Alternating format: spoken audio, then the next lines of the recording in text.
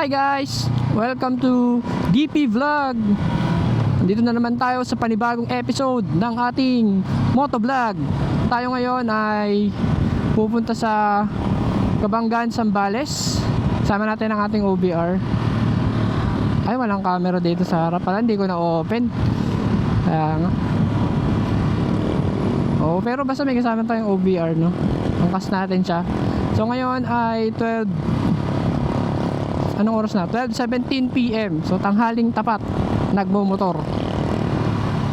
So today is January 3 ba? January 4, January 3. Happy New Year guys. Ito ang unang ride natin sa taong ito, 2026. Short ride lang, pupunta tayo sa Kabanggan, Zambales. Pupunta tayo sa 21st Bean Coffee. Doon kami magla-lunch. So titignan natin kung saan naabutin yung ating 1,000. Hindi nga, kaya nga titignan nga natin kung saan naabot yung ating 1,000. Kung magkakasya ba siya para sa gasolina. Buti na lang walang toll gate dito guys, no?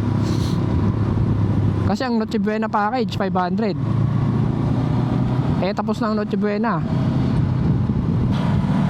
So last episode, kung napanood niyo, tayo ay Nagbataan Adventure Loop. So ngayon Zambales naman tayo. Dito tayo. So kung hindi pa kayo familiar dun sa lugar, sa mga taga Maynila, ang tawag nila dun sa lugar ay Kabangan. Di ko alam kung bakit. Pero kami dito mga Zambaleños, Kabanggan ang tawag namin, no? Kabanggan, Zambales. Isa na rin siya sa mga tourist destination dito, mga sa Zambales, no? Kasi pang ilan bang bayan ang Kabanggan?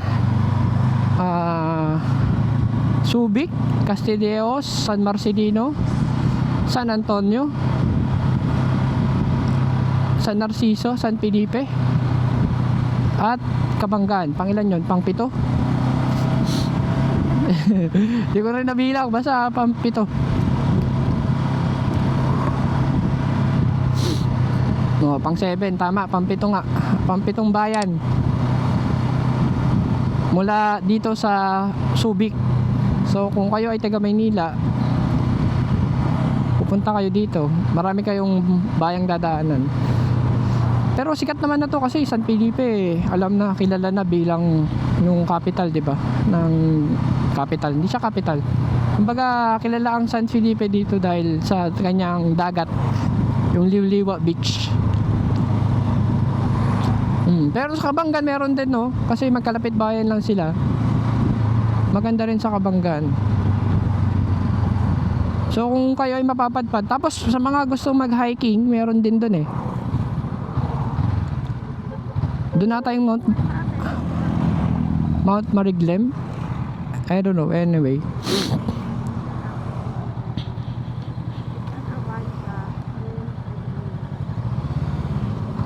May konting aberya lang dito. Ano nangyari? Kapag-bigyan nyo na lang yung isa-isa, Happy New Year na. 3.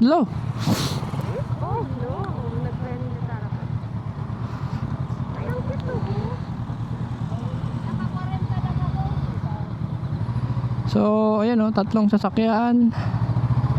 Yan nga tayo. Mas bakit naman na kayo? Tikit lang naman. Ang mali nasa likuran kasi dapat nakaano ka, safe braking distance yung tinatawag. Para kung Nagsado. Pero feeling ko kasi ano yon, may liliko pa kanan, ay pa kaliwa. Tapos nagulat siya. Hindi nakapagpreno. Dapat talaga maintain safe braking distance. Para kahit na magkagulatan, 'di ba? May nakaalalay ka sa preno.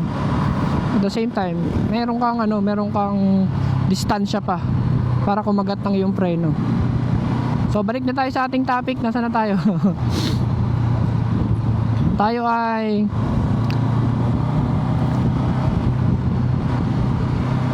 saan na tayo po? Ano na yung topic ko? Nawala na yung topic ko.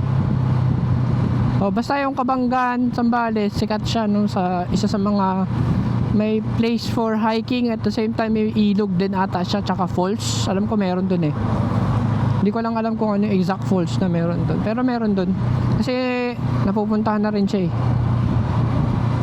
At marami ring resort guys, so kailangan nyo lang maghanap. Maraming resort dun, so para rin siyang liw-liwa, pero mas ano pa, medyo tahimik pa ng liw-liwa no? Kasi ang liwa nakilala siya sa nightlife, para siyang naging La Union, naging mini La Union. So ano gagawin natin ngayon? Wala, kakain lang. Ano lang tayo, lunch date.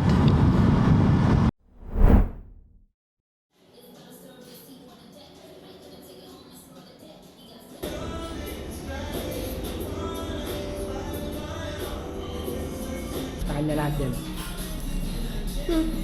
Yung mga vlogger na yung maliit na yung camera, hindi na nakakahanap. Paano ko yung panahon ni Kong T?